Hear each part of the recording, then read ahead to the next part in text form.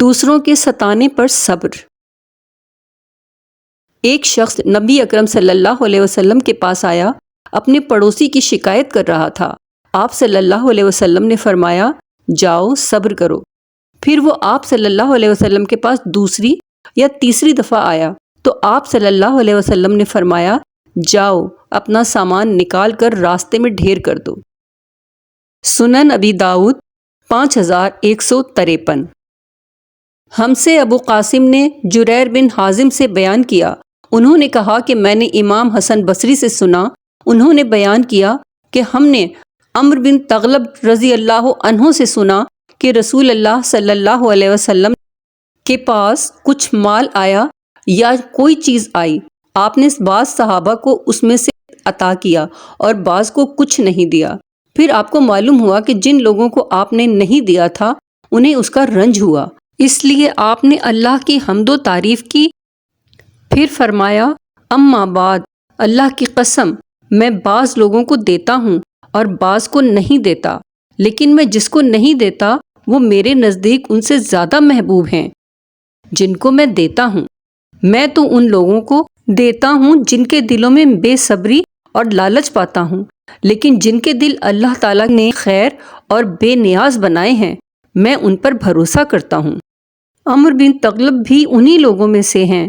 اللہ کی قسم میرے لیے رسول اللہ صلی اللہ علیہ وسلم کا یہ ایک کلمہ سرخ اونٹوں سے زیادہ محبوب ہے۔ صحیح بخاری 923۔ صابر کی جزا جنت ہے۔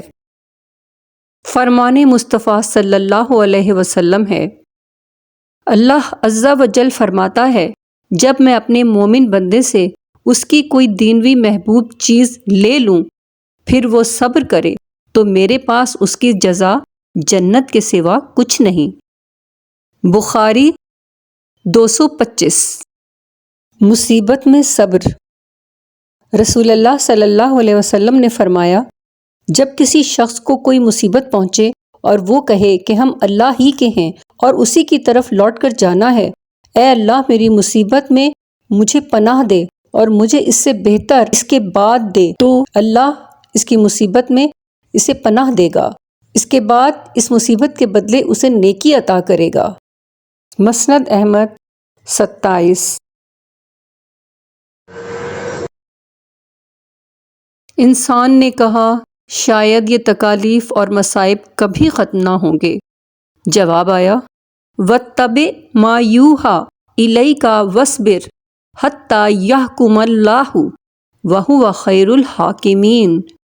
اور آپ صلی اللہ علیہ وسلم کو جو حکم بھیجا جاتا ہے اس کی پیروی کیے جاؤ اور تکلیفوں پر صبر کرو یہاں تک کہ خدا فیصلہ کر دے، اور وہ سب سے بہتر فیصلہ کرنے والا ہے۔ سورہ یونس آیت نمبر 109۔ اے اللہ، اے رب کریم، ہم قابل رحم ہیں، ہماری حالتوں پر رحم فرما، ہمارے صغیرہ اور کبیرہ گناہوں کی معافی عطا فرما۔ آمین، اللہم آمین۔ Thank you for watching. Like, share, subscribe. Please subscribe.